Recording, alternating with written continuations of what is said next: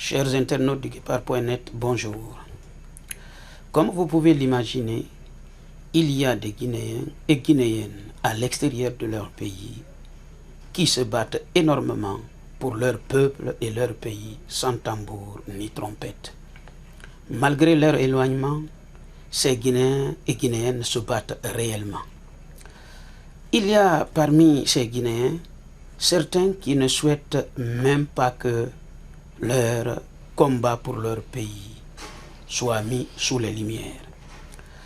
Madame Christine Diané, fille de professeur agrégé en médecine, Monsieur Charles Diané, opposant au président Ahmed Sékou Touré, mais ensuite au régime du général Lansana Conté, fait partie de ces Guinéennes qui se battent beaucoup pour leur pays.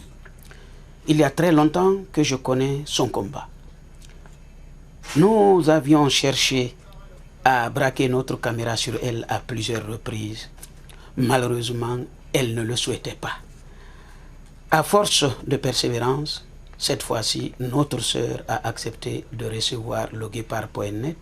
C'est pourquoi aujourd'hui, nous avons eu l'honneur d'être reçus par Madame Christine Diané, docteur en pharmacie et fille de l'illustre opposant Charles Diané. Bonjour Madame Diané. Bonjour monsieur. Merci de nous avoir accordé cette interview. Je viens de parler un peu de votre père, mais je souhaiterais que vous résumiez un peu l'histoire de votre famille, ce qui a fait sortir votre famille de la Guinée, ou voire même de l'Afrique. Mon père, Charles Diané, a toujours été un enfant de Guinée. Il s'est toujours battu pour que ses concitoyens et les personnes dont il avait la responsabilité morale et matérielle et physique soient dans un minimum de cohérence par rapport à un pays qui était pendant les indépendances. S'ils ont cru au président Sékou Touré lorsqu'il était en combat à la FEANF. Ensuite, il s'est retiré de ces idées-là parce qu'il a vu à quel point les mesures ou bien l'action politique de Sékou Touré allait contre le bien-être et c'est un euphémisme puisqu'il y avait disparition et persécution d'énormément de ses concitoyens. Voilà ce qui a été notre vécu, puisque le président Sékou Touré a condamné mon père à mort par contumace lorsqu'il était installé au Libéria, et nous avons été obligés de partir, de nous exiler en 48 heures pour être accueillis en Côte d'Ivoire, donc à Abidjan, par le docteur Ba. Docteur Ba, qui est en France, docteur qui est Ba aujourd'hui Tcherno. installé, Ba Tcherno, qui est installé en France et qui nous a accueillis, mon père, ma mère, ma grand-mère et mes sœurs. Alors, quelle est la raison de votre départ? Pourquoi Sékou Touré? Pourquoi vous avez quitté Monrovia? Le président Sékou Touré a condamné mon père à mort par contumace. Et pour quelle raison? Opposition politique à sa gouvernance. Il n'a jamais accepté de compromission, ni pour lui-même, ni par rapport à ceux avec qui il se battait. Il a toujours été droit dans ses bottes. Alors, il a quitté en Guinée pour aller ouvrir sa clinique à Monrovia, parce que c'est un professeur agrégé chirurgien, si j'ai bonne mémoire. Oui. Et alors, vous vous êtes senti menacé pour que vous quittiez là-bas en 48 heures, en abandonnant tout derrière? Ça a été une obligation. C'était ça ou la mort. Pour lui et bien évidemment pour sa famille. C'est ce qui vous a fait quitter Monrovia Monrovia pour aller en Côte d'Ivoire, accueilli par Dr Ba. Alors, de la Côte d'Ivoire, votre père n'a pas limité sa carrière à la Côte d'Ivoire ni son voyage. Et il a été obligé de quitter la Côte d'Ivoire aussi pour aller où et qu'est-ce qui a motivé son départ de la Côte d'Ivoire? Il est toujours resté en contact avec ses concitoyens. Hein. Mon père a toujours eu cette générosité d'âme de travailler avec les Guinéens. Il a été militant de la FEAN, je le répète là. Et il a toujours insisté pour que autour de lui, les Guinéens soient dans les meilleurs axes. Il était leur ouvrier, leur mentor aussi, et puis leur protecteur, que ce soit en Côte d'Ivoire où il a trouvé un poste à l'OMS, qui l'a amené à Libreville et où il est passé par Koulamoutou, puis par Libreville, où il a fini sa carrière, où il a pris sa retraite, puisqu'il n'avait pas la possibilité de rentrer chez lui, ce qui est arrivé à la mort de Sékou Touré, mais c'était bien avancé à la fin de sa vie. Donc il a donné ce qu'il a pu, il a donné des cours à l'université de médecine de Conakry et il a milité. Nous n'étions pas présents, donc ce témoignage-là, nous l'avons eu par rapport au peu de temps qu'il nous consacrait, étant donné qu'il était tout à sa lutte, tout à son militantisme et toute sa vie, il s'est battu pour faire passer ses idées de démocratie, de volonté de bien-être de sa population, c'est-à-dire les Guinéens. Raison pour laquelle nous avons insisté pour vous avoir, parce que nous avons entendu parler de votre père. Beaucoup de nos aînés ici, les doyens Jamsou Souma, en passant par Sidia Touré, Docteur Ba, ainsi de suite, ont toujours parlé de Charles Diané, que je n'ai pas eu l'occasion de connaître. Alors, madame, vous parlez de la FEAN. Lorsque Alpha Condé était à la FEAN, votre père y était ou c'est pas à la même période? Il y était, c'était son aîné, ils ont travaillé ensemble, ils ont milité ensemble. Donc, le président Alpha Condé, pour moi, était un compagnon de route et de lutte de mon père. Lorsqu'il a accédé au pouvoir, je le voyais ainsi. Il n'y avait absolument pas de doute dans mon esprit qu'il allait continuer cette lutte et faire en sorte que la population soit d'une manière démocratique dans le bien-être, dans l'éducation, un minimum de cohérence par rapport au monde dans lequel nous vivons. Alors, madame, vous avez brièvement, avec modestie, parlé, vous êtes exprimé sur l'histoire récente de votre famille avec modestie. Peut-être prochainement, nous reviendrons là-dessus. Et vous vous battez beaucoup pour votre pays. On ne peut pas tout dire aujourd'hui. Il y a beaucoup de choses qui se passent dans l'ombre. Je ne parle pas des manœuvres frauduleuses. Je dis tout ce qui va dans le sens du bonheur de votre peuple. Aujourd'hui, la Guinée va mal. Je sais que vous vous battez dans ce sens. Alors, quelles sont les propositions que vous pouvez avancer pour votre pays? Quels sont les domaines dans lesquels votre idée peut nous être utile? Je dois vous dire qu'à ce niveau-là, je me suis posé la question. Je me suis dit, je suis guinéenne, de par le combat de mon père, de par mon âme également, parce que je n'ai jamais oublié de l'être. Vous parlez d'un combat, il est modeste, il passe par la vue, il passe par l'écoute, et aujourd'hui il passe par la parole. Je dirais une chose par rapport aux frères et aux sœurs qui se trouvent en Guinée. Le combat, il n'est pas simplement au quotidien sur la terre de la Guinée. Il est aussi dans cette diaspora que j'ai beaucoup côtoyé et que je vois aujourd'hui se positionner dans tel ou tel pays, en international, etc. Là est notre combat. Pourquoi? Parce que nous sommes Guinéens et nous n'avons jamais oublié de le rappeler. Se positionner positivement à l'extérieur fait partie de ce combat de toute la diaspora qui est là aussi, qui est à l'écoute et qui veut parler. Aujourd'hui, pourquoi est-ce que j'ai envie de dire tout ce que j'entends et dire le sentiment que mon père n'aurait jamais hésité à reprendre sur un autre ton. Le mien, c'est celui d'une fille. Le mien, c'est celui d'une femme. Le mien, c'est celui d'une mère et d'une grand-mère.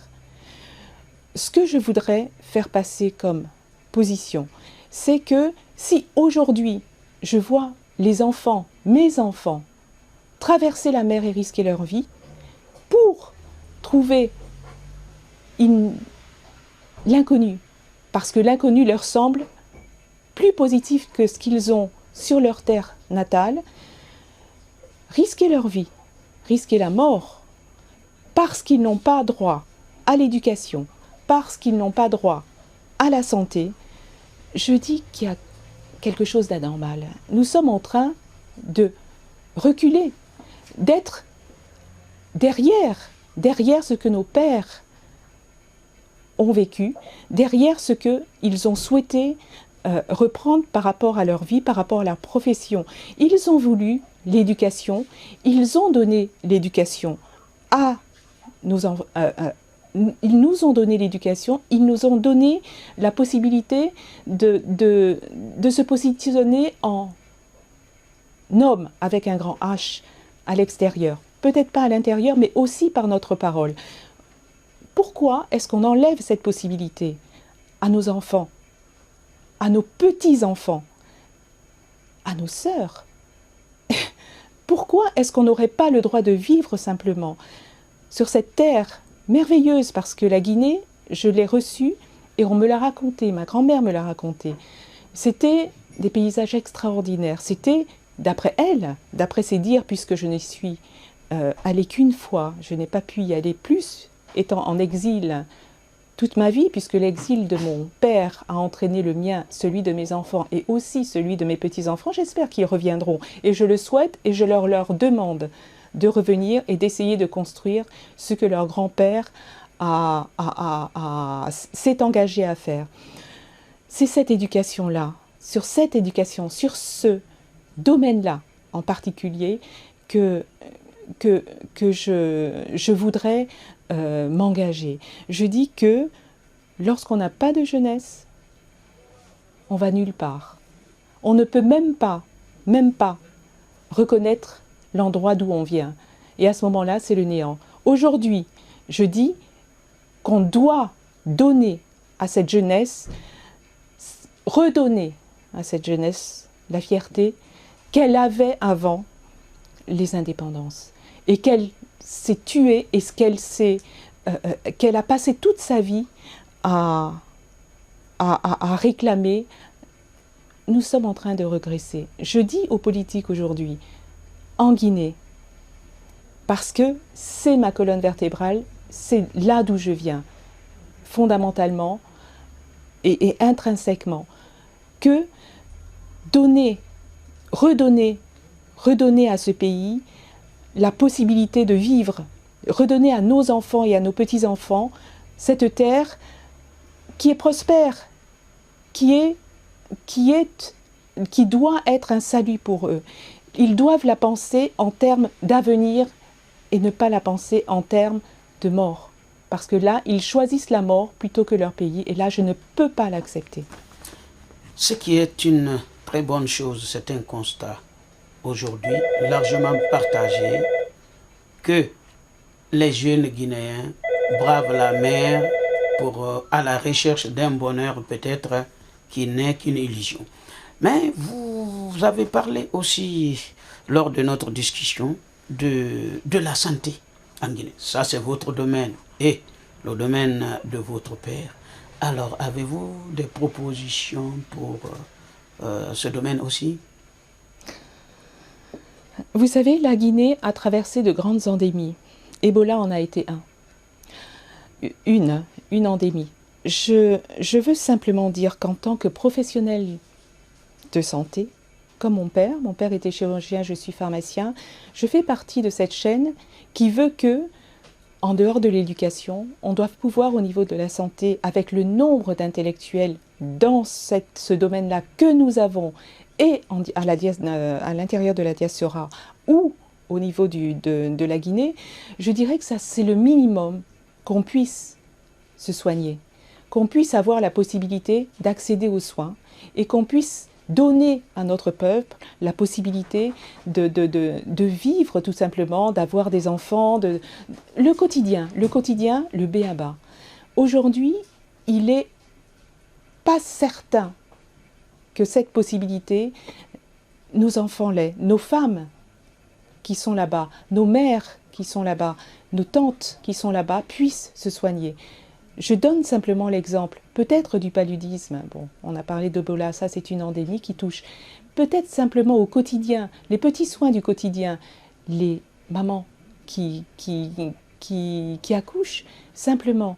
Y a-t-il la possibilité d'avancer dans un pays où on n'a pas la possibilité véritable de se soigner, d'avoir accès aux soins?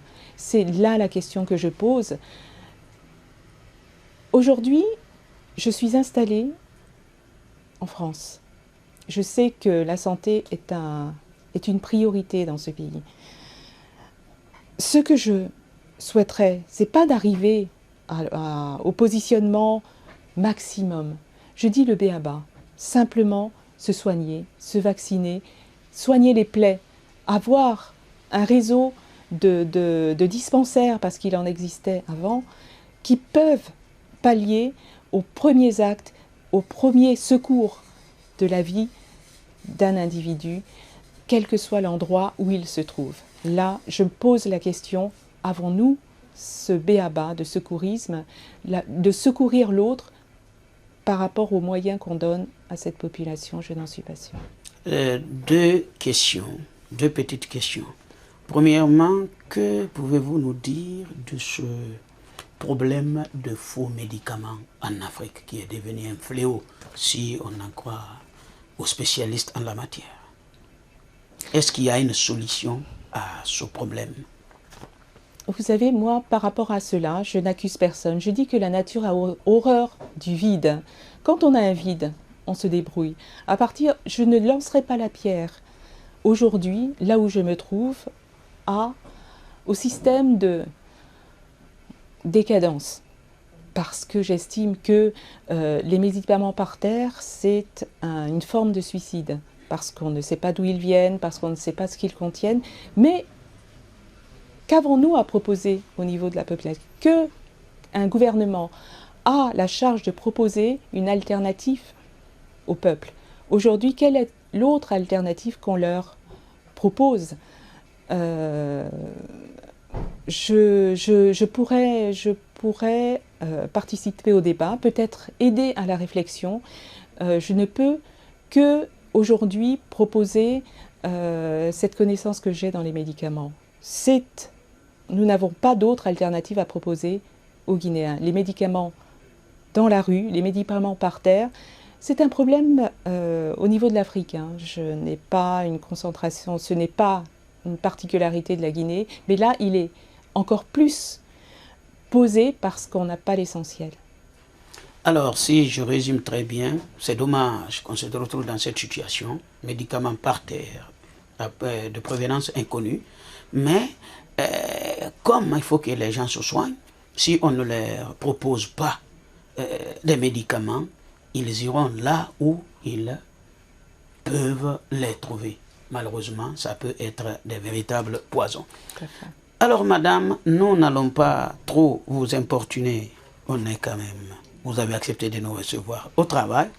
C'est pourquoi de temps en temps on entend le téléphone. Mais cela est inhérent à la vie du travail. Et quel est votre dernier mot à l'encontre et pour vos compatriotes guinéens?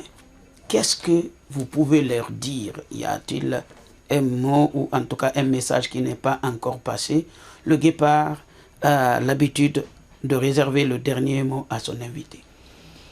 Je dirais qu'ils aient confiance en l'avenir, qu'ils continuent à avoir confiance en l'avenir et qu'ils croient aux personnes qui leur présentent pas du faux mais le vrai, la possibilité de vivre au quotidien, d'avoir l'éducation et d'avoir la base de la réflexion de la vie. En tant que mère, je dirais aux jeunes d'aujourd'hui d'avoir le courage de se battre pour leur liberté.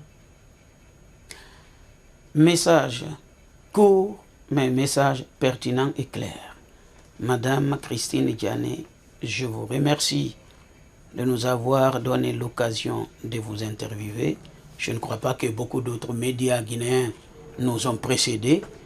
Et je pense qu'avant mon départ, vous nous promettrez que ça ne sera pas notre dernière rencontre. Ça sera pour nous un grand plaisir de nous entretenir avec vous dans l'avenir probablement proche. C'est ce que nous souhaitons.